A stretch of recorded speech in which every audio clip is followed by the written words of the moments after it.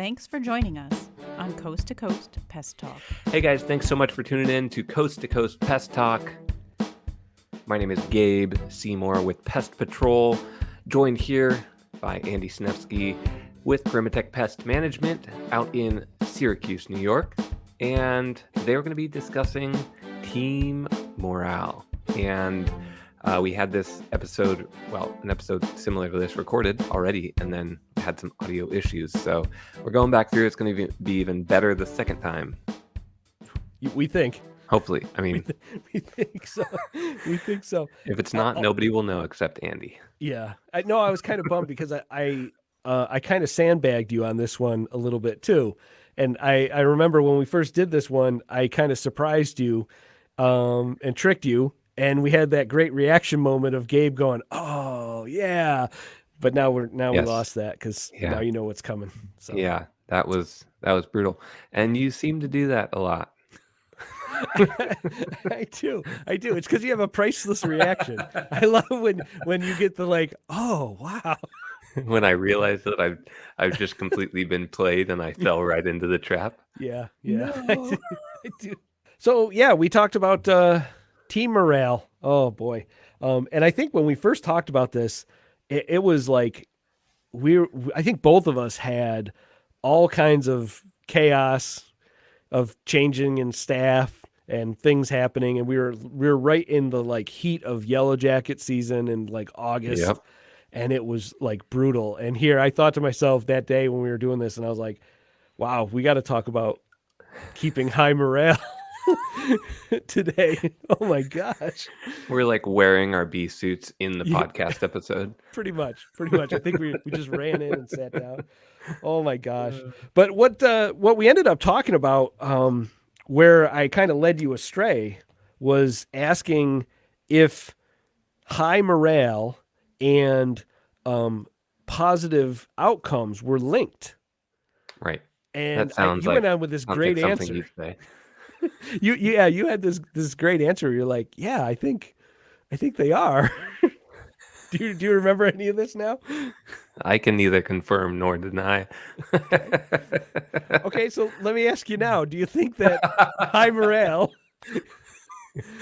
and things going well for the company are necessarily linked?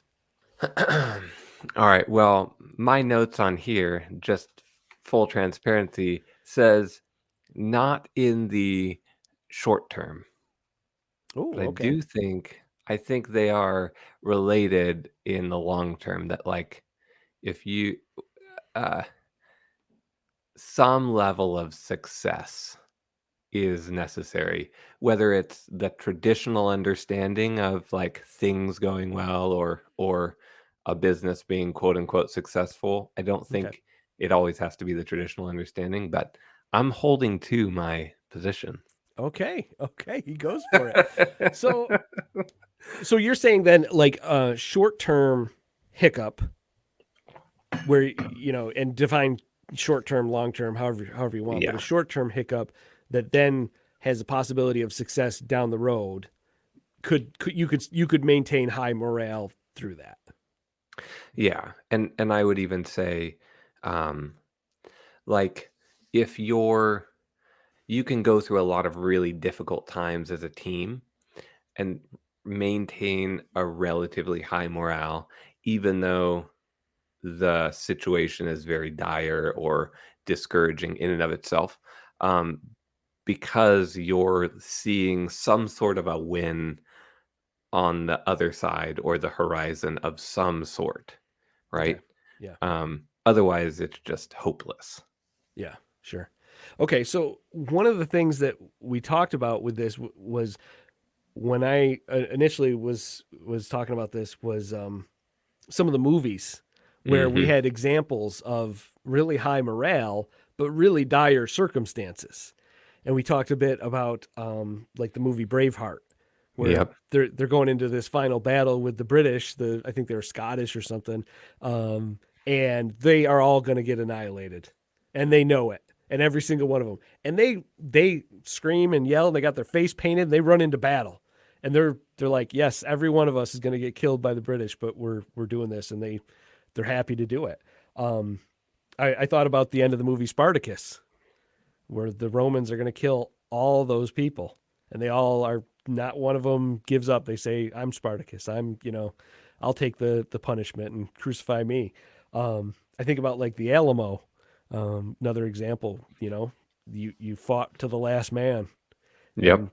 but you maintained high morale. Now, I guess in those cases, to speak to your thought on that, the end game isn't necessarily success like we think of, like where you win.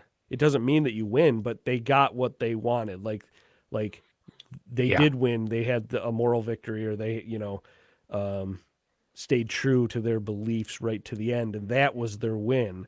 So perhaps reframing what is winning is an important aspect to keeping that high morale. Yeah, I think so. That just reminds me of I'm going through the book Play to Win right now. And that's one of the big things in that is reframing what does success actually look like? What's winning look like? And often we think it means like you get a paycheck or you get a raise. Right. And yeah, in this sense, sort of reframing what does it look like to actually to maintain high morale in these settings, which is just extremely dire, and to win even though you lose. Yeah. Do you feel like there's a lot of push to define winning in a specific way? Like monetarily or Yeah, you got all. I think monetarily is big. You've got also the guy who thinks winning is spending all of your 30s in Hawaii on a beach somewhere and Right, running your right. multi-level marketing scheme on your Apple laptop. Right, right. So there's a lot of like inherent push for those kinds of things. Okay. Do you buy into those? Is that your idea of winning for you guys? Um, not no, not in those ways strictly. I certainly think making a lot of money is great. And I think having some level of flexibility in your life and some level of sort of balance is good. I don't know about the like I'm going to retire in my early 30s whole thing. I think that's kind of bogus. But Yeah, yeah. No, I think that understanding where you want to be and what you're really motivated by deep down is probably one of the most important aspects of maintaining this high morale for your team. Because if you as the leader don't have that compass, set to true north, and like what you're about and where you're going, it's going to be really hard to convince the crew that they should keep rowing. yeah, and that's I wrote it somewhere on here in this jumble of notes, but I think a massively important aspect of team morale is the moral character and integrity of the leader, because there's, I mean, yeah, you said it. If you don't believe something, you're gonna have to essentially fake it in order to get your team to believe it. Yeah. And that's Yeah, not a good people position. read through that, Yeah. right? I mean, I think that whether or not we're that insightful to be able to describe what we're sensing or not, I think people are social organisms since the beginning of time, and we will sense who should the leader be, and if they've got it together or not. And I think you jettison leaders that don't have it together, like naturally, like a group will choose its own leadership. Yeah.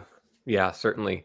Um, I I've heard it said in kind of my community here, authority and kind of leadership power, it flows to those who take responsibility. Hmm.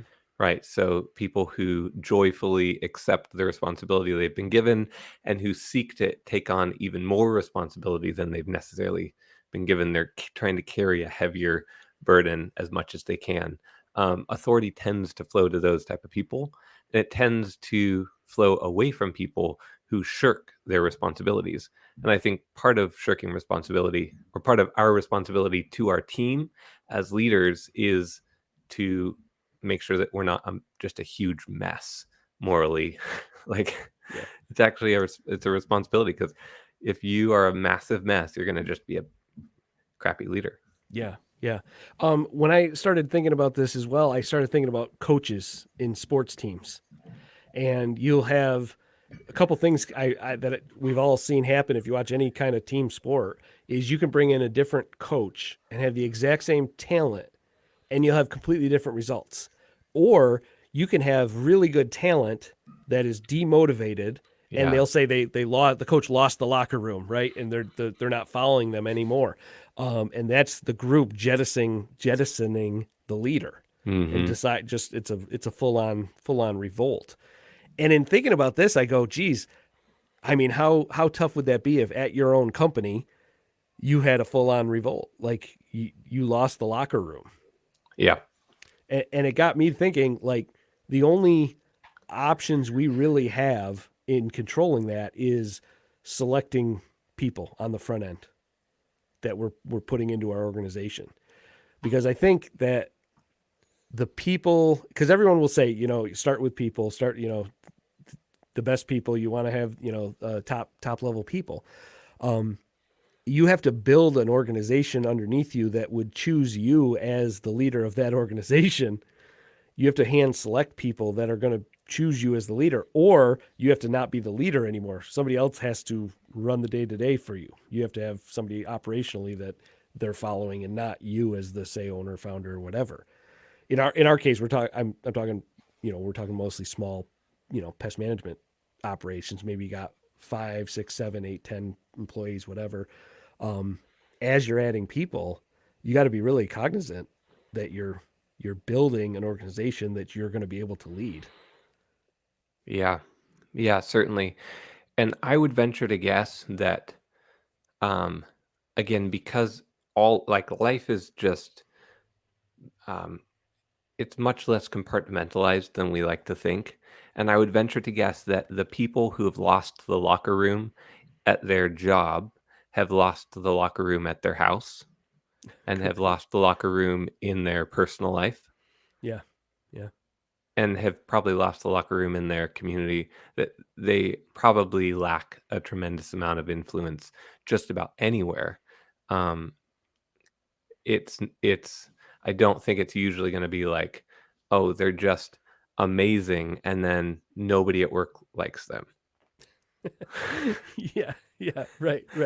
Sure. Like they're this visionary leader in their community, this model husband and father, and then all of their employees hate them. It's possible, but Yeah. I think you're right. And I also, with thinking about this topic specifically, I started to find like a singularity with all these different ideas where we have compartmentalized things separately, building your team, leadership principles and techniques, team morale and buy-in and all these things. They're all interrelated. Like you can't take one of these elements on their own and be like, I'm going to build the greatest team, but then you're not really a leader for that team. It's not, because we could easily, and I've had this where you have a mismatch in a person. Like, you have a person that you're not capable to be the leader for, and you need to be able to identify that and then get them to where they need to be, as quickly as you can. Because that's gonna, when we say like, okay, it's gonna, sour the whole team. You have one bad actor. It's not that person's bad. It's probably that there's a mismatch between the leadership and what that person's about. Yeah, certainly. They're all interconnected. I remember the initial one we did of this, we threw around kind of the pun that like, morale nowadays usually is measured by how many foosball tables you have, and right. Sure. How do you balance making sure that your team is happy and satisfied in their work, And let me put it, does free team lunches equal high morale? Um, you know, I had thought about this because we talked about this the first time, Yeah. and I want to react and say, no, that's dumb. But I think it just is really dependent on the team. Like when I talk to Yeah. my Right. people, we have nurtured a certain culture and identity that acts a certain way, and we kind of see ourselves in a certain way. So then when I come to them with an idea that might work great at another company, might be awesome, our people go, we're not really that interested. Do you guys want to do an after hours and we'll get together and we'll do whatever and play Pictionary, we'll go to the bar, who knows what. Some crazy thing, right? Which could be great at a company that has that sort of thing.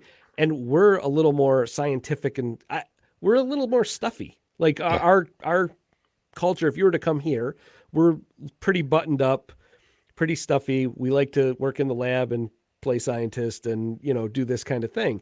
Where you could go to another company that is a little more like freewheeling, fun, and that works for them. And they're going to be like, yeah, let's all go bowling. And Yeah. it just wouldn't be for us. And I can see where it's not in my personality to like, if I worked at a place, I would never go to like, hey, let's go bowling on the weekend. So is it any surprise that as we've built a team here, I've handpicked people that aren't drawn to that, and so we don't do that sort of thing. I think we tend to look at like what are the like outward exhibitions of your team or your morale, and those things are easy to look at. It's easy to go, oh, look, they did this team building thing. It's not as easy to Yeah. look at, hey, yesterday we had 4 of our technicians in the lab identifying some domestic beetles under the microscope, getting all excited to take pictures of them and stuff. Like that was exciting. We stayed after hours to do that. That was cool. Like it's a bunch of nerds, right? So, Yep. but just like own what you are and like find people that gel with that. And I think that's the important thing. And when people feel like they belong, they self select in to be inculcated into your cult. Yep. They're good. They're happy with that. And then you have Yeah. people that are mismatches, and some people will be borderline. They'll kind of fit in for a while, and then they'll go, this is kind of cool. I think I want to try something else. And, okay, man, that's how that works. But I think as a general rule, if you see like the foosball table, it doesn't mean that there's good or bad morale. I don't think you can. I don't think you can make it a determination. It always means good morale. Okay, so I was wrong. Thank you for the correction. That reminds me I think that's a really great insight, and just the individuality of each business and industry and stuff. It reminds me there's a buddy that owns a kickboxing like little club here in the area, and gosh, I got together with him maybe 5 or 6 years ago, and we were talking about building up teams. And I was expressing like, I wanted to really make sure that my team was able to have responsibility and they were able to like, have kind of leadership opportunities. And he said, that's really great. And sometimes some members of your team, that's going to be great. And he's like, but sometimes like at my shop, all my my manager there wants is for me to stock the freezer with frozen strawberries for her smoothies. Yeah. He's like, that's it. you know Life's simple sometimes.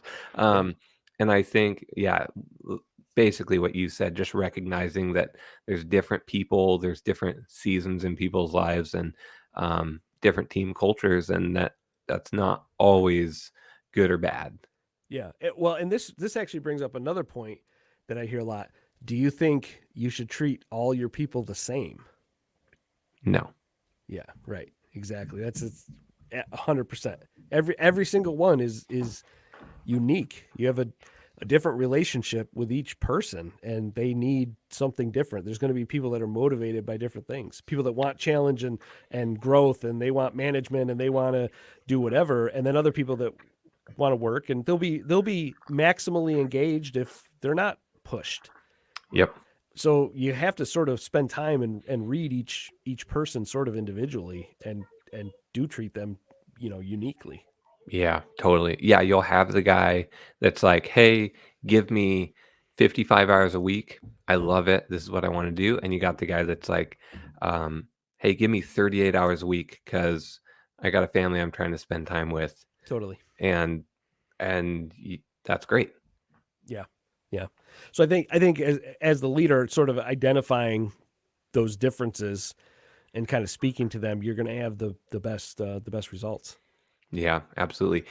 And I think the unfortunate thing right now is I think there's a big push because um, we equate treating people differently with some level of sort of inequality, Sure.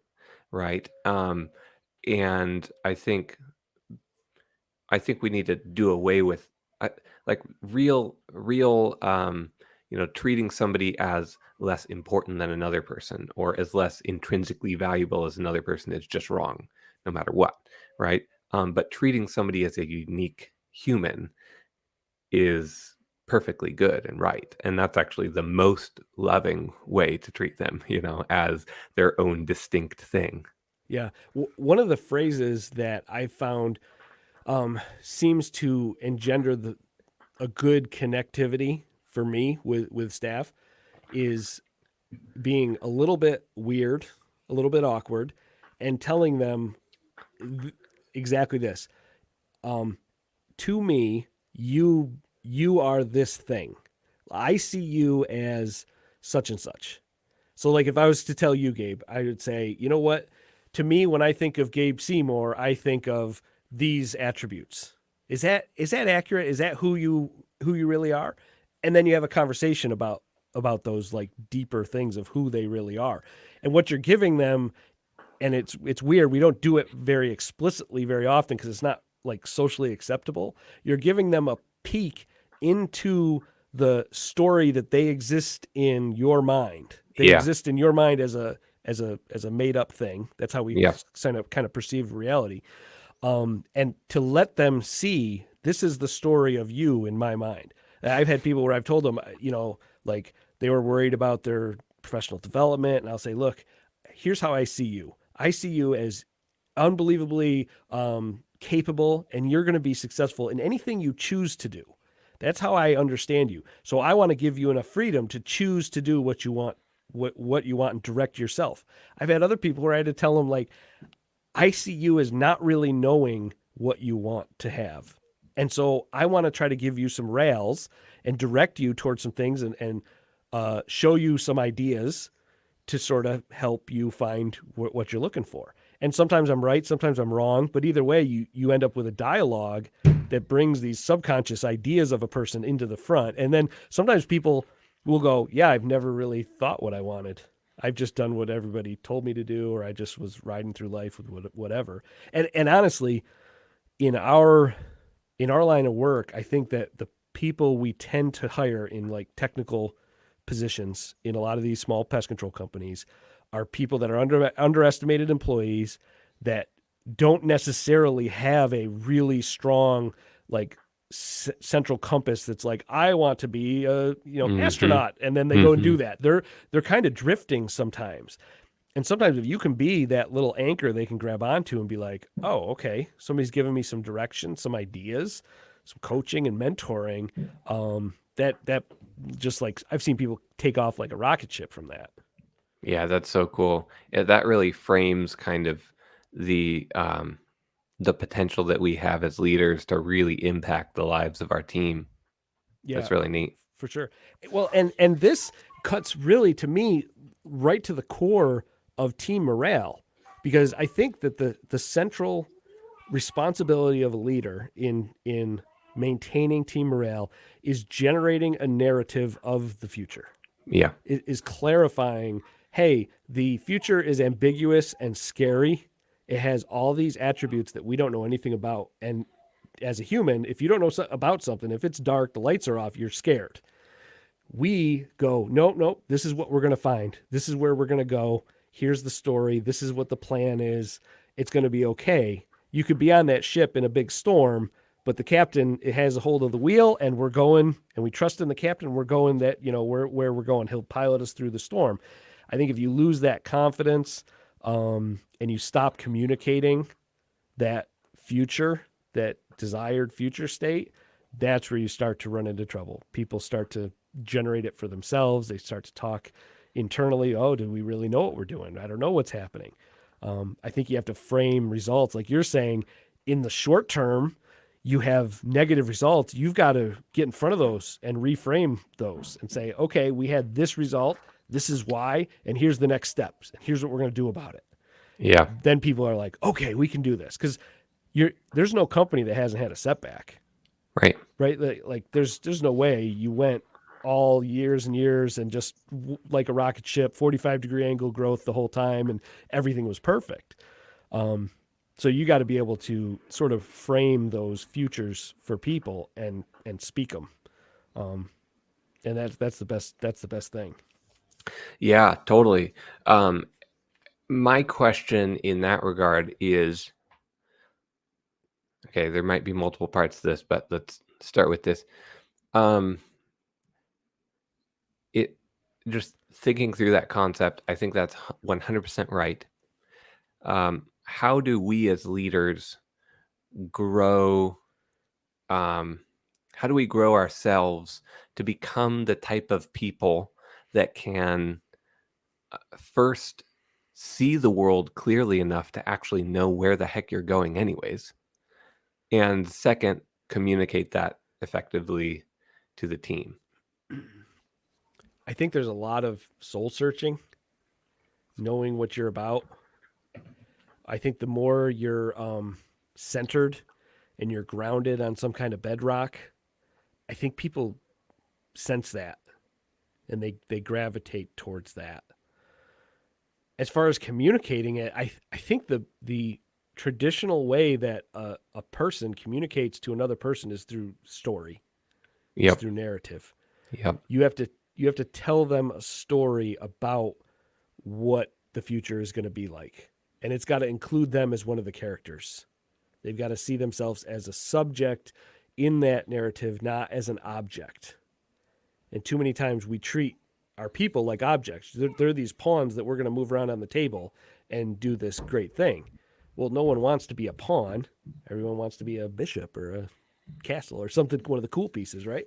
You want to be doing something heroic. You want to have your life have meaning. Yep. So I think you have to tell them a story about that. Interestingly, when we as humans, when we determine whether something is true or not, we almost don't even have the capability to be able to look at facts and then determine that they're true. Yeah. We determine truth based on how readily and easily can we generate a story that includes the facts that we're given and make it be a coherent story. So with the ease at which you can generate a completely fictitious narrative of, oh, the person was late because they had to get their kid on the bus and they forgot a thing and then they had to drive them to school and now they're an hour late. Oh, it's a reasonable story. If somebody comes to you with a story, and that may be true, may not be true, but we could generate it and accept it. If we said, I don't know, a space alien landed and abducted them and whatever, it's like, okay, that's far-fetched. I can't generate a narrative that jives, so I think you're lying. Right. So for people, when we're communicating this future, it has to be a story. It has to include them, and they got to be able to internalize that and be like, okay, I understand what we're doing here. Yeah, absolutely. And I would just to add on to that I think beauty is incredibly underrated. A captivating, a beautiful, a glorious story, right? A truly good story. And somebody I follow, they posted something to the effect of, you can argue all day and use your rational reasoning, but in the end, the beauty pageant is always the thing that wins, like that wins them over. It's obviously not just talking about actual beauty pageants, but the beauty of the compelling nature of something, I think, is so much more powerful, so much more captivating, even than whether something's true or not. I think for us, something that we could grow in as just, I think about the sort of genre of, or the position that we're in as like small business owners as an industry, and we're probably not the best storytellers. Nope. Like we kill bugs for a living. Yep. And it's funny because I think that this is one of the things that cuts to the heart of why we get our rear ends kicked in regulatory, because we have one side that is telling a story that's terrifying, that may or may not be true at all. All the pesticides are going to kill everybody. We're all going to get cancer from them. They're horrible. There's this boogeyman story. And on the flip side, we say, no, look at these facts. It's really not that bad. Yeah. Like, look at this science that proves whatever the case may be. We're further disadvantaged because how do you prove a negative? How do you prove that something doesn't happen? You kind of can't. So then you're sort of left with like, well, if there's any doubt, then you have to ban it. You're like, oh, okay. So I guess we're just going to ban everything.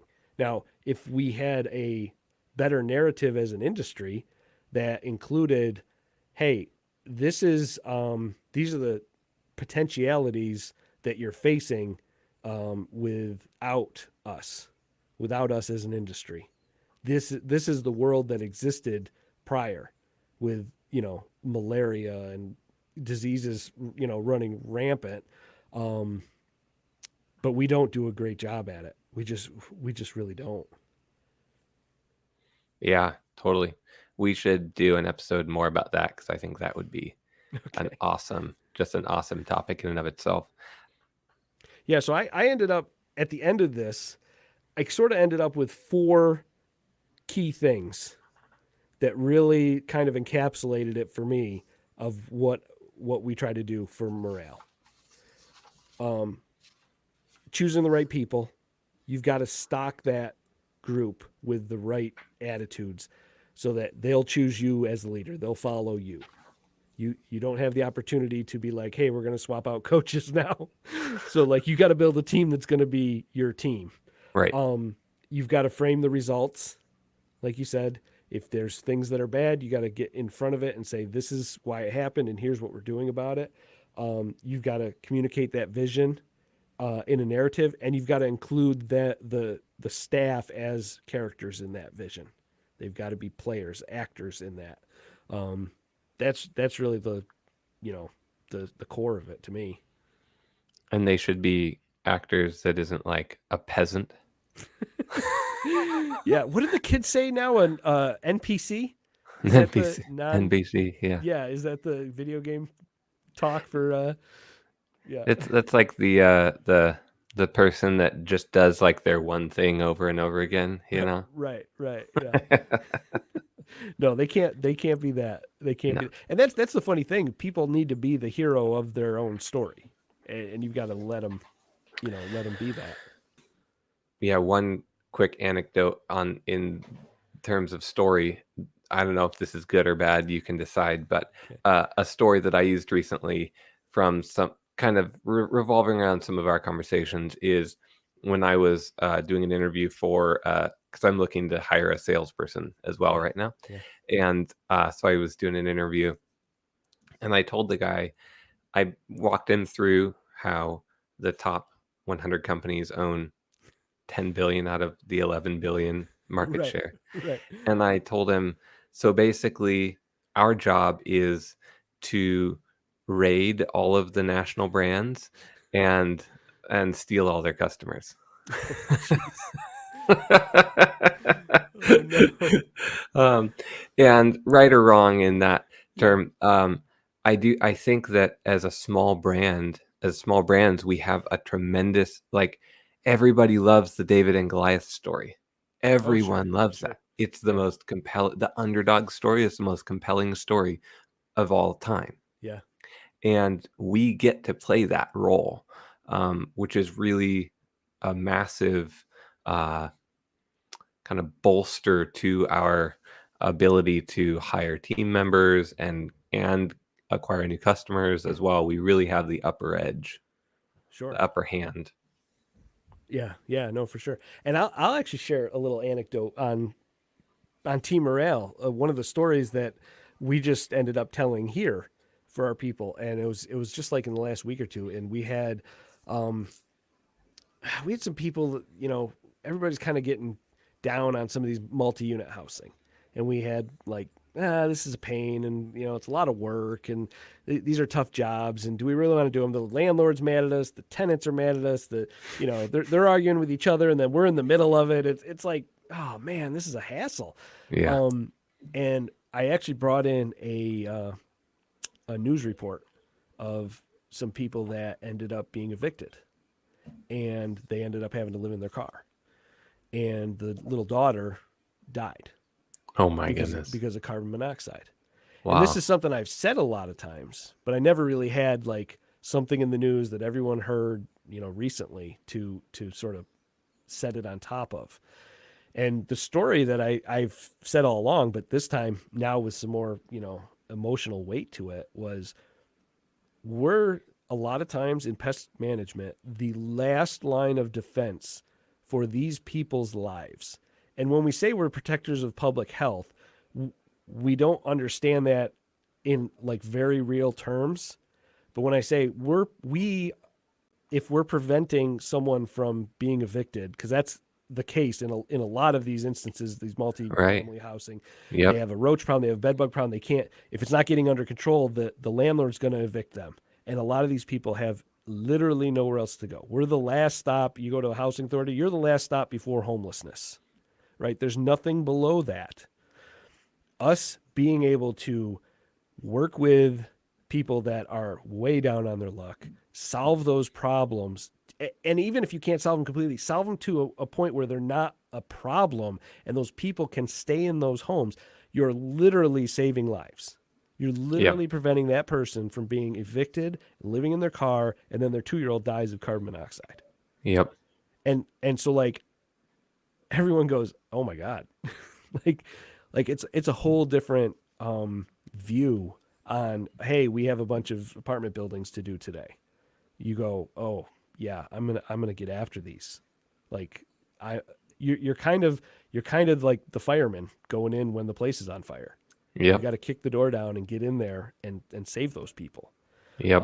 But like putting it in really real terms like that is important, and you that stays with you. That's something that, you know, for me years ago, people told me things like this, and it sticks with you, and it becomes part of what you're about. So that's just my little anecdote on that. Yeah, it's awesome. That's great. What a powerful story. I think we don't tell those type of stories enough. And so, and then we shy away. The natural inclination of us is to shy away from the hard work, right? It's hard. Yeah. But I think those stories, what they do, at least for me in my heart, is they say, no, the hard work's worth it. Yeah. It's good. Let's lean in. Let's lean into the hard stuff. Right. You know? Right. Yeah. But you're right. I think as an industry as a whole, as leaders inside our companies, we just have to keep generating those narratives, like find creative ways to make people emotionally attached to them, and, you know, and tell them really the story of what's going on. Because I think people naturally want to help people. I think you'd have a hard time to find people that are really like completely maybe narcissists and whatnot. But I think most people, when you're like, hey, they're going to be homeless and die, or you can help them solve the roach problem. Like, yeah, it's an easy choice at that point. Yeah. Yeah, totally.